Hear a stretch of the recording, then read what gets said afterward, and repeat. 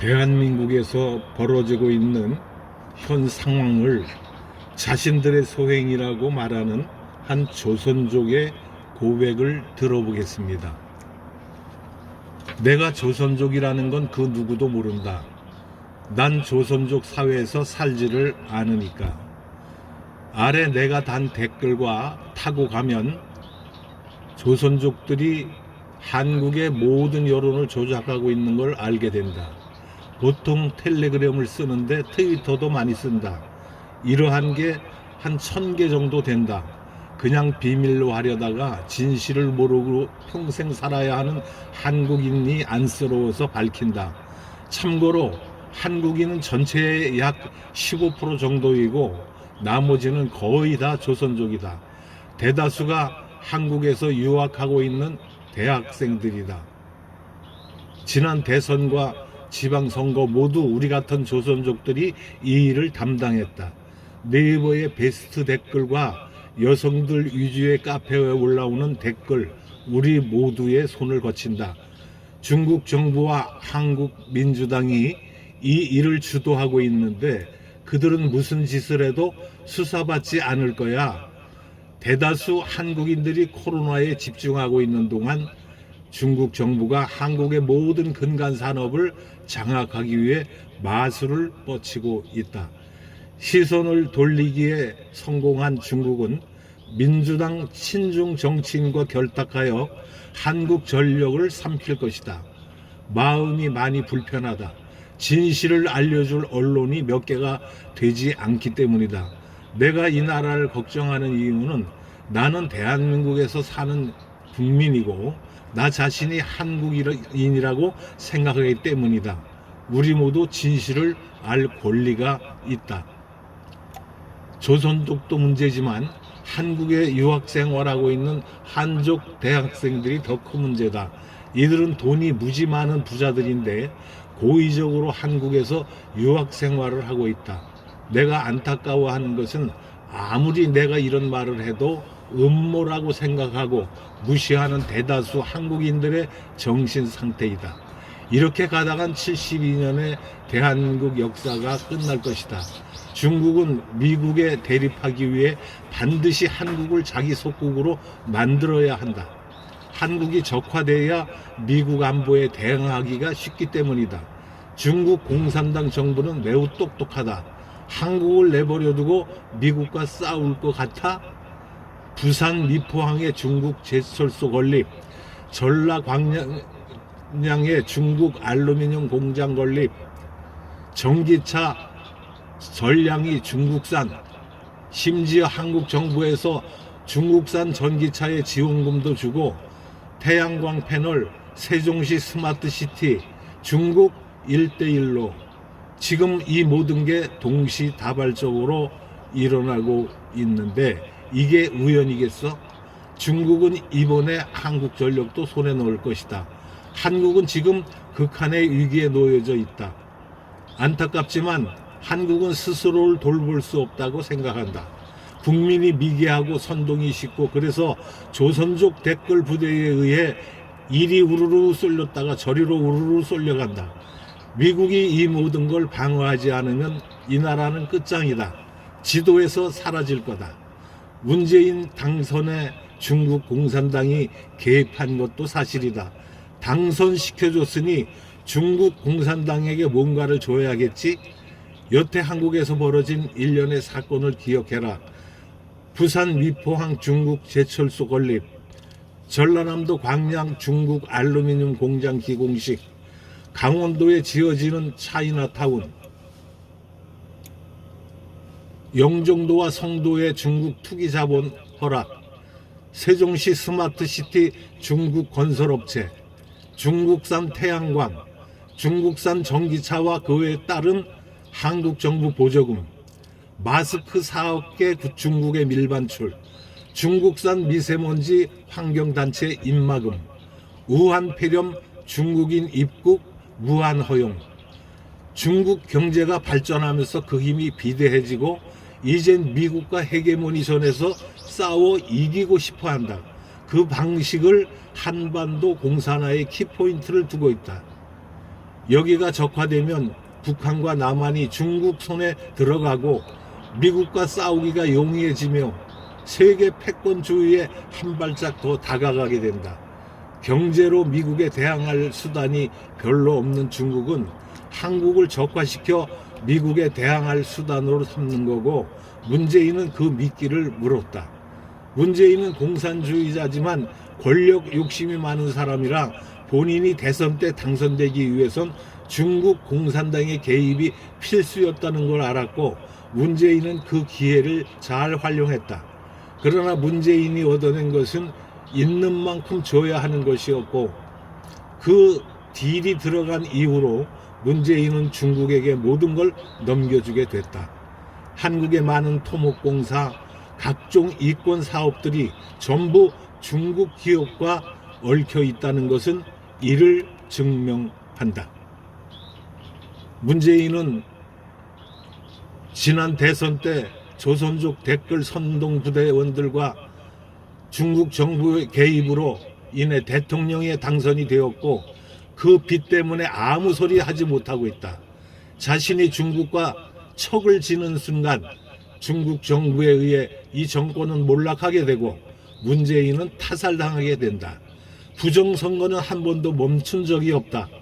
보궐선거, 재보궐선거, 지방선거, 총선, 대선, 한국은 보기보다 도덕적으로 매우 취약한 나라다. 비리에 익숙해져 있다. 그걸 당연히 여긴다. 그리고 잘 잊어버린다. 그리고 그걸 다시 반복한다. 아무도 모르게 지나간다. 1998년 김대중 당선과 노무현 당선은 중국 공산당도 같이 개입되어 있다. 그들은 집요하게 한국을 다시 속국화하기 위해 다방면으로 노력했다. 전자개표기로 부정선거할 수 있다는 것이 민주당 사람들은 다 알고 있었다. 중국 공산당도 알고 있었다. 그래서 전자개표기를 만들었다. 조작할 수 있는 기기를 일부러 만든 것이다. 그리고 이게 편하다고 선동하기 시작한다. 그게 지금까지 이어져 내려오고 있다. 친중 정치인이 지금보다 그때가 훨씬 적었다. 그리고 중국 공산당이 스며들기에는 이명박 박근혜 라인이 무적이었다. 이명박은 중국 돈을 먹을 수가 없는 게, 그는 기업가여서 주사파 운동권과는 세상 보는 방식이 다르다. 돈을 벌어 본 사람이라 사업 수완이 좋고, 손쉬운 중국 자본보다 직접 발로 뛰면서 돈을 버는 것에 익숙한 사람이다.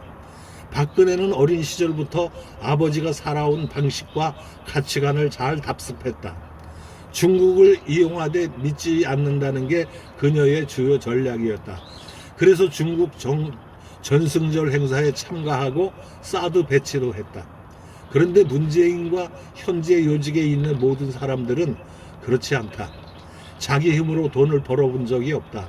운동권 시절에는 무슨 단체가 죄다 자금을 지원해줬고, 그런 삶에 익숙하다. 선거 자금은 정해져 있는데 더 많은 돈이 필요하다.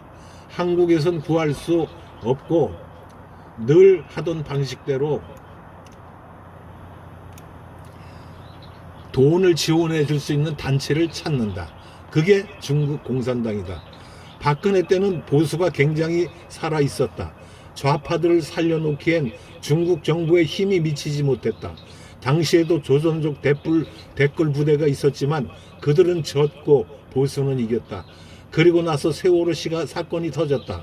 이 사건은 중국 정부에 일으킨 것도 아니고 민주당이 일으킨 것도 아닌데, 정말 운때가 잘 맞아서 민주당이 정권을 잡을 수 있는 절호의 기회가 되었다.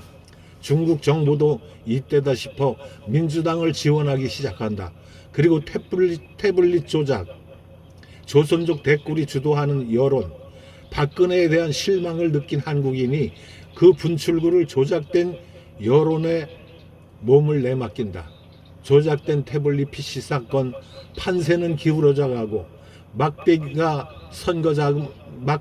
선거 자금과 여론 조작, 적당한 전자개표기 조작, 선동당한 국민들은 문재인을 당선시키고야 만다.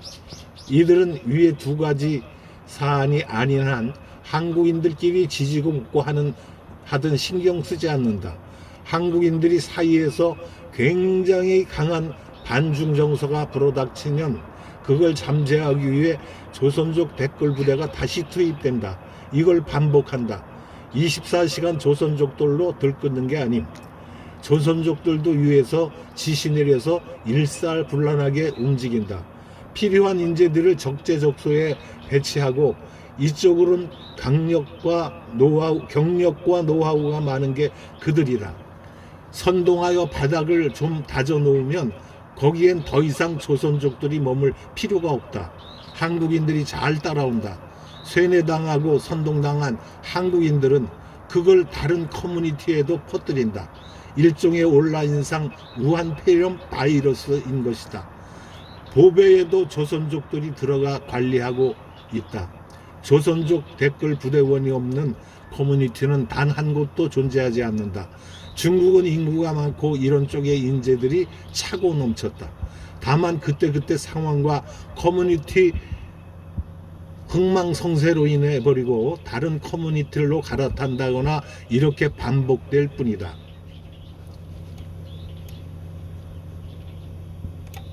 한국의 몰락은 중국 때문이다. 한국인 스스로 내버려둬도 내부 분열로 통합되지 않는다. 거기다 기름을 붓는 게 작금의 중국 공산당이다. 한국인은 오랫동안 평화롭게 살아서 중국 공산당의 통치 방식을 이해하지 못하고 무서워하지 않는다. 그들이 얼마나 비열하고 잔인한지 모른다.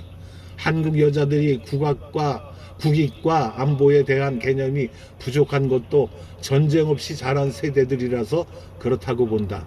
남자들이야 군대를 갔다 오니 개념이 생기는데 여자는 그럴 수가 없다. 미래의 적은 북한보다 중국이다. 중국이 한국의 가장 큰 걸림돌이다. 단군 이래로 한반도 땅에서 단 한 번도 중국에게 도움을 받은 적 없는 게 대한민국 역사다. 어떻게 보면 우한폐렴 사태가 한국에겐 큰 전화위복을 불러 일으킬 수도 있다. 예전에는 한 번도 생각해 본 적이 없던 것들, 한국의 적은 중국이다라는 지금의 20, 30대들이 이번 사건을 계기로 한국의 진짜 적은 중국이라는 걸 깨달았으면 좋겠다. 이상은 한국에 들어와서 활약하고 있는 조선족 사람들이 인터넷에 올린 글입니다. 우리는 정신 차려서 대한민국을 지키고 이 나라를 중국에 넘기지 않도록 최선을 다해 노력해야 합니다. 특히 우리 젊은 세대들, 우리 후배들이 나라의 장래를 걱정하고 나라의 장래를 위해서 정신 차렸으면 참으로 좋겠다. 그러나 이번 대통령 계엄 사태로 윤 대통령이 체포되는 순간 대한민국의 많은 젊은이들이 깨어나게 되었다. 이것을 기점으로 해서 많은 젊은이들이 모두 깨어나서 한국의 현 상황을 바로 알고 대한민국의 장래를 위해서 열심히 노력하는 우리 대한민국의 국민들이 됐으면 하는 바람을 가져본다. 이상입니다.